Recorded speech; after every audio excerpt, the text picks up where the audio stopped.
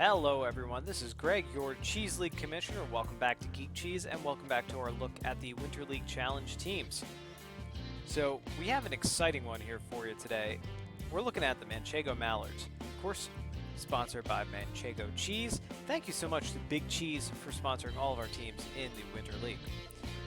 We're going to do a little look at the logo, look at the uniforms, check out the default lineup, and also look at the roster. And I'm going to make this prediction right now before we even get into it. This may be the team to beat in the Winter League Challenge. You'll see why in a little bit. Bear with me. There's a lot to go through with this team.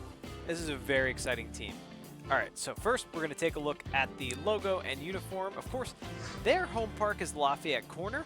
Lafayette Corner, of course, home to the Feud and Fowls, and the Fowls flock together, so that's where the Manchego Mallards also play. Take a look at the uniform. That's their primary logo. Of course, the angry-looking mallard, pissed-off-looking mallard there. This is the way their away jersey looks. Got the vest, the greens, and the yellows. Kind of a mustard color, actually. I really like the way that looks. The Manchego M. Prominently displayed, of course. Thank you so much to our sponsor. The hats are a little different. We've got the mustard color hat and mallards across the chest.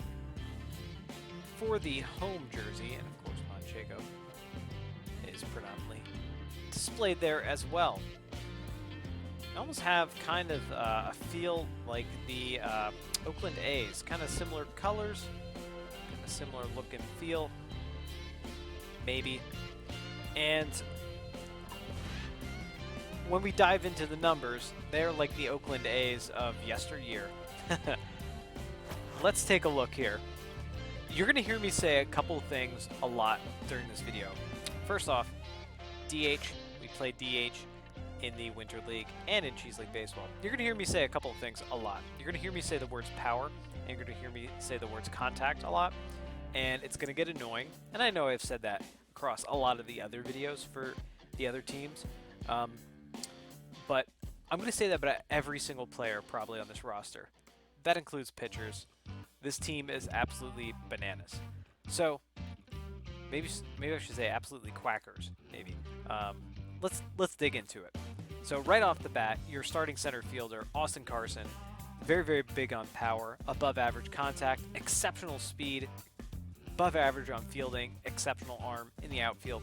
That's exactly what you want from your starting center fielder, your A-rated player, Austin Carson, right off the bat, looking exceptional. Move to our DH spot, we got Keaton Estes. Again, big on power, big on contact. Actually, pretty even on both. B-plus rated player, not very big on speed, not very big on fielding, definitely a terrible arm. Regular, everyday first baseman, can be your backup catcher if needed. So Keaton Estes, maybe not a traditional number 2 hitter. Actually kind of looks like a cleanup hitter, but we'll see that there's a lot of power and contact in this lineup. Let's take a look at Cork Muddy Water. Look at this power number. It's just off the charts. Maybe regular, like average, mid-range contact. Speed above average, fielding quite well, arm above average from your starting right fielder. This is really, really good. Your A- rated starting right fielder, Cork Muddy Water, again with a big contact or a big power number. Very good on speed. That's a good top third of the lineup here. That's a pretty good top third of the lineup. Then we get into your cleanup hitter. Look at this power number too from Zariah Heaps. A-rated Zariah Heaps, your starting first baseman. Ridiculous. Well above average on contact. Above average on speed. Exceptional fielding, so she'd be able to pick it over there. No problem. Throw anything in the dirt. Heaps got it. That's just exceptional. That is a great cleanup hitter for you Mallards fans. Diligence. Again, high on power, a little bit higher on contact. Not a big runner, but exceptional on fielding, so going to be able to pick it over there at third base for sure. B+ rated diligence. Not the best arm for a third baseman, we'll say that, but nonetheless, that's a great, great number 5 hitter. Power, contact, right there, exactly where you want it. Elliott Fan. Look at these power numbers. Just off the charts again with these power numbers. Contact, above average, and then it kind of goes down from there. Speed is maybe mid-range. Fielding and arm are actually kind of, maybe less than average, let's say. But we haven't really seen too many second basemen here in the Winter League with very good arms. So I'm not too worried about that. Maybe have trouble turning some double plays. But good thing that you got Heaps at first base. He's going to be able to pick it. So B-rated Elliott Fan, that's your number 6 hitter. Bottom third of the order now. Look at these contact numbers. They're still up way high. Power, above average. Contact, way above average. That actually might be the best contact number we've seen in the Winter League. Speed is non-existent for your catcher here, Kelvin Hiker. So speed is non-existent. Very good in fielding, very good in arm. So somebody you might not want to steal on. B-plus rated catcher here for the Manchego Mallards. Santino Intense is looking intense as well, because look at that contact number. It is just, again, off the charts for your starting shortstop. Fielding, arm, also exceptional for your starting shortstop here. So Intense is an awesome, awesome addition to the Mallards starting lineup here. B-rated, probably because power and speed are down, but nonetheless, everything else is up. I'm actually surprised. Also, outside pitch is activated as an active trait, but I'm actually surprised you bump those power numbers up a little bit. That's probably B+, maybe even A- rated player there. So Intense is almost, to me, is almost on the cusp. That is your number 8 hitter. Number 9 is Ibarra. So Ibarra, again, contact number, well above average. Speed, well above average. Fielding, left field is not his traditional position, his secondary position, regular center fielder, but fielding is still very good, above average, and arm is probably mid-range. But nonetheless, contact and speed are right there. Now, this is where the Manchego Mallards get interesting, and I just kind of want to prepare you guys for what you're going to be looking at, because again, I said this may be the team to beat. This team is absolutely off the charts when we dig into their roster. So look at the bench. O'Donnell, Acosta, got Watson and Orr. Let's take a look at them. O'Donnell, B-rated shortstop. Look at the contact number, 87, 71 on speed. Acosta, 69 on speed, 59 on power. That's off your bench. Or 68 on power, 61 on speed. And Watson, probably your lesser of all of them, backup catcher. But that's your bench. That's ridiculous. Look at these contact and power numbers. 99 on power for Muddy Water. Muddy Water might hit 1,000 home runs in the Winter League Challenge. 94, 91. These numbers are off the charts. 96 here for Hiker, your starting catcher for contact.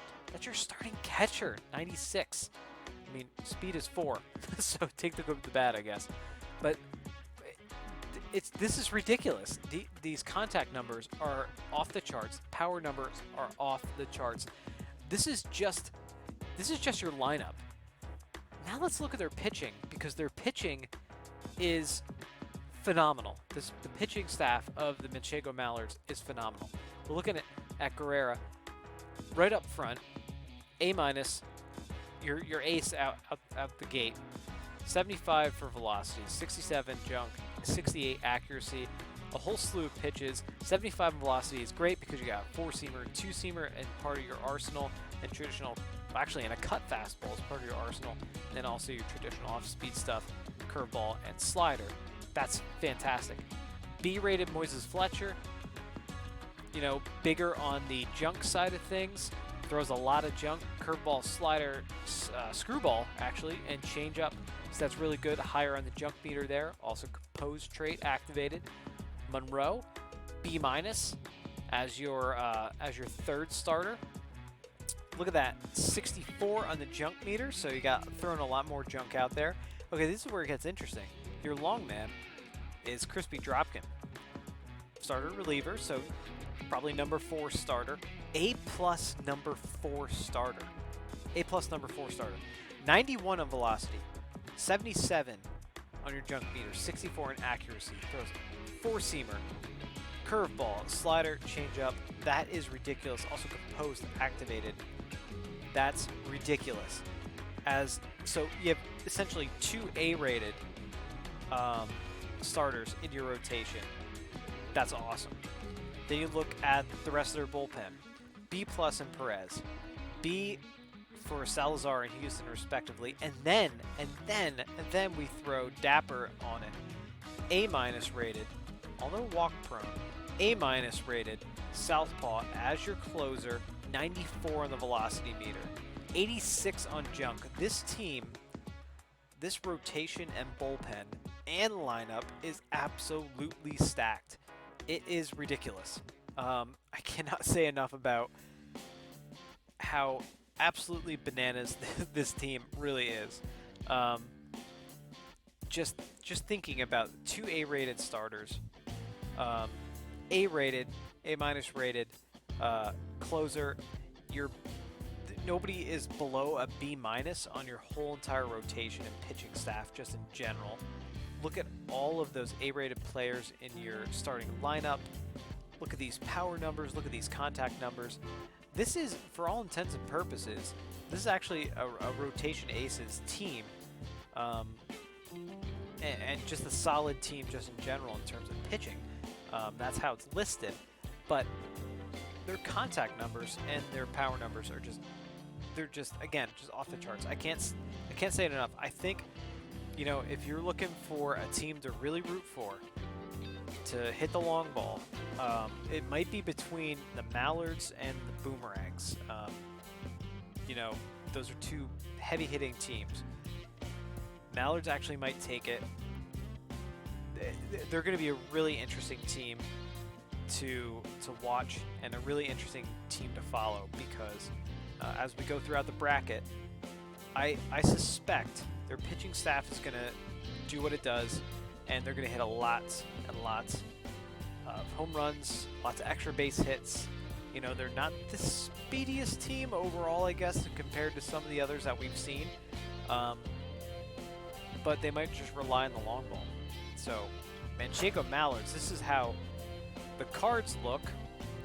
And, of course, I am covering up Dapper down here and probably part of Salazar, so I apologize for that. But this is a good-looking team here. If you're really looking for,